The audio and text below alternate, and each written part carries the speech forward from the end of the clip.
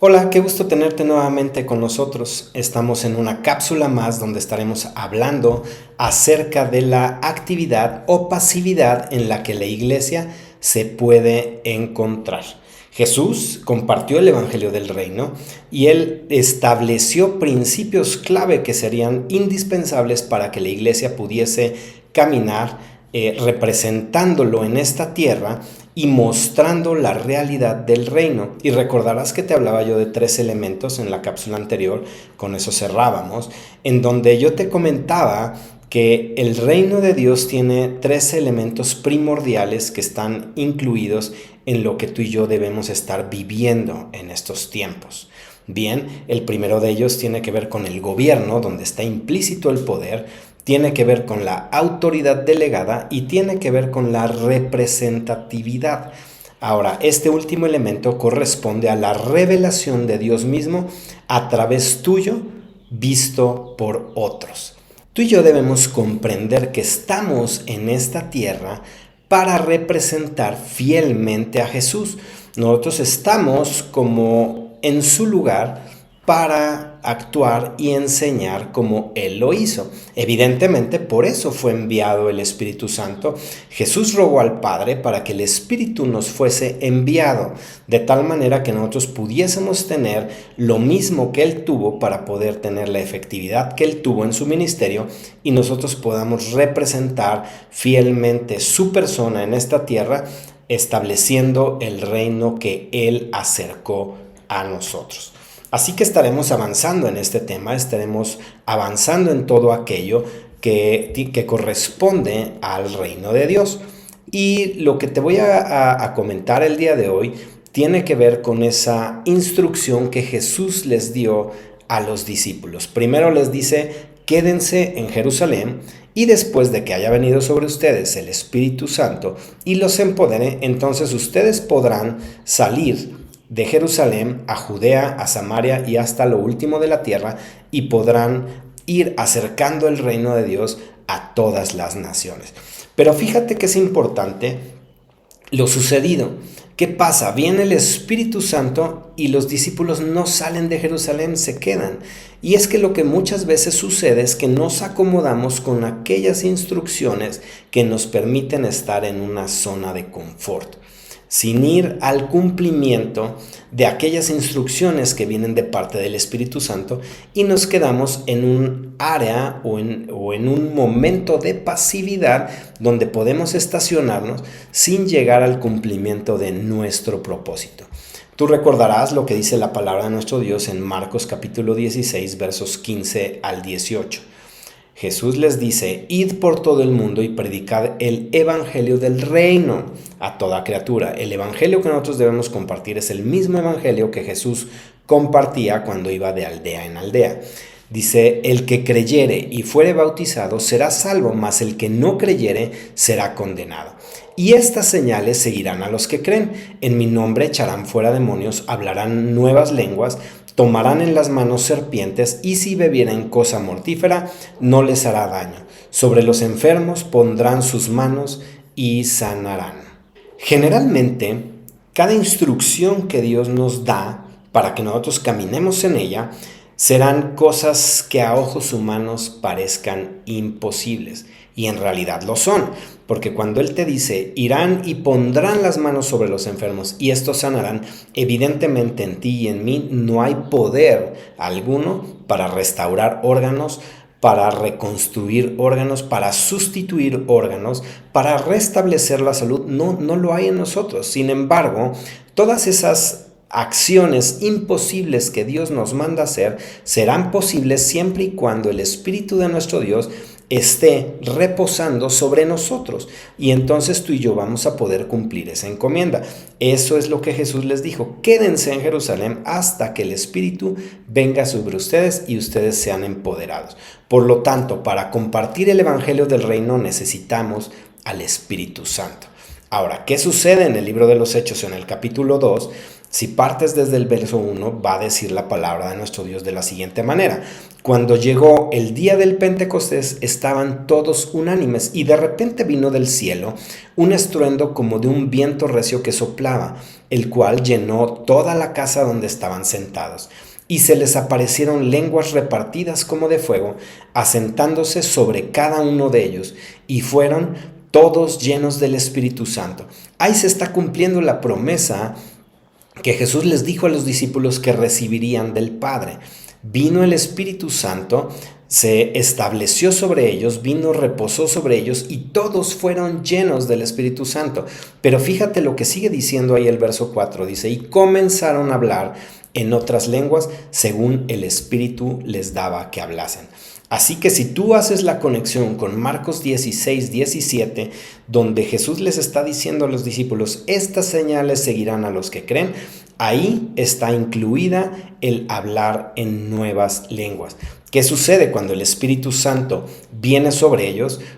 Entonces ellos son empoderados, pero también son llenos de ese espíritu y comienzan a hablar en otras lenguas. Así que aquí viene el cumplimiento fiel de las palabras que Jesús les dijo a sus discípulos. Hablarán nuevas lenguas si ustedes creen. Los discípulos creyeron a las palabras de Jesús, creyeron que debían esperar en Jerusalén hasta que el Espíritu descendiera. Y ellos creyeron, ellos esperaron la promesa y la promesa fue cumplida en sus vidas y ellos hablaron nuevas lenguas. Así que este es el momento crucial en donde las palabras que Jesús habló vienen a cobrar vida en cada uno de los discípulos y ellos pueden a partir de este momento entonces sí salir. Pero ¿qué sucede? Los discípulos, como yo te decía, se acomodaron de alguna manera. Bien, entonces, ¿qué es lo que tuvo que suceder? Tuvo que suceder una persecución para que fueran impulsados y entonces salir de Jerusalén y entonces ir a Judea, a Samaria y hasta lo último de la tierra. Eso lo vamos a ver un poquito más adelante. Pero quiero dejarte el día de hoy cerrar esta cápsula con algo sumamente importante y que es una clave que tú y yo debemos de considerar de tal manera que tú y yo podamos salir de esa pasividad, podamos caminar en aquello que Jesús nos ha mandado hacer y entonces podamos representarlo fielmente en esta tierra. Fíjate que si tú sigues leyendo ahí en el capítulo 2 del libro de los Hechos, a partir del verso 5 y te vas hasta el verso 35, ahí tú vas a poder encontrar lo que sucedió después de que los discípulos y las personas que estaban ahí reunidas esperando la promesa del Padre fueron llenas del Espíritu y comenzaron a hablar en otras lenguas. Tú te voy a invitar a que leas esa porción de la Escritura si es que no la conoces o si no la recuerdas. Así que lo que sucede en esos versos es que Pedro, lleno del Espíritu Santo, da un discurso, porque se habían levantado a decir que qué es lo que estaba sucediendo ahí, que si estaban llenos de mosto, y empezó a surgir algunos comentarios de las personas que llegaron a ese lugar por el estruendo y lo sobrenatural que se había manifestado en ese lugar. Pedro, entonces, lleno del Espíritu Santo, lo que hace es dar un discurso para aclarar lo sucedido. Y entonces él empieza a comentar qué es lo que sucedió en ese momento, a qué corresponde, qué profecías son las que están viniendo a cumplimiento, qué palabras están viniendo a cumplimiento. Y entonces lo que sucede es que ese discurso tenía una intención particular. No solo hablar de aquellas cosas que ya estaban profetizadas que vendrían, ya estaban habladas por Jesús que vendrían, sino además tenía la intención de callar la crítica, la murmuración y la especulación. Cuando tú y yo nos levantamos a criticar, a murmurar, a especular, a desacreditar lo que está sucediendo, es como si tú y yo estuviésemos poniendo estorbos para el mover precioso del Espíritu Santo de nuestro Dios. Entonces, ¿qué hace Pedro al tener este discurso inspirado por el Espíritu Santo? Es que él quita todo estorbo que apaga el mover del Espíritu Santo y que lleva a la iglesia a la pasividad. Ahora, esta es una clave importantísima que tú y yo debemos considerar y tener muy presente en nuestra vida. Nosotros no estamos en esta tierra para juzgar, no estamos para criticar. La murmuración es algo que debe estar fuera de nuestra vida y de nuestro actuar. Porque si tú y yo estamos en esa condición, lo que va a suceder es que nuestra vida va a estar ubicada en la pasividad. Y entonces tú y yo no estaremos cumpliendo el propósito de la iglesia en estos tiempos, que es compartir el evangelio, mostrar el poder del reino de los cielos y acercar ese reino a todas las personas que lo necesitan. Tú y yo estamos en esta tierra para cumplir un propósito maravilloso que nos fue encomendado por Jesús y que el Espíritu Santo en este tiempo sigue llevando a cabo. Sanar enfermos, limpiar leprosos, liberar a los cautivos por el diablo.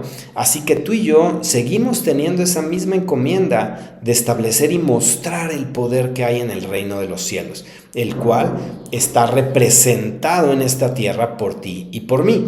Así que tú y yo, si queremos ser activos y que cuando Jesús venga nos encuentre haciendo lo que nos envió a hacer, entonces tú y yo vamos a apartar de nuestro lenguaje y de nuestro actuar la crítica, la murmuración, el descrédito, la especulación. Recordemos que no todo está escrito en la palabra, no todo está tan detallado como uno quisiera. Así que los milagros que Jesús hizo, dice que no fueron escritos en la palabra porque no habría libros suficientes en este mundo que pudieran contener todo aquello que Jesús hizo en la manera en que Él lo hizo. Así que tú y yo debemos darle el crédito al Espíritu Santo para la manera en que Él quiera moverse, la manera en que Él quiera actuar y todo aquello que Él quiera hacer. Debemos darle ese crédito, debemos dejar que Él sea el que se mueva en medio de nosotros, tener esa sensibilidad, esa relación permanente con Él para que Él sea el que moviéndose en nosotros, a través de nosotros, podamos mostrar la realidad del reino de Dios en esta tierra.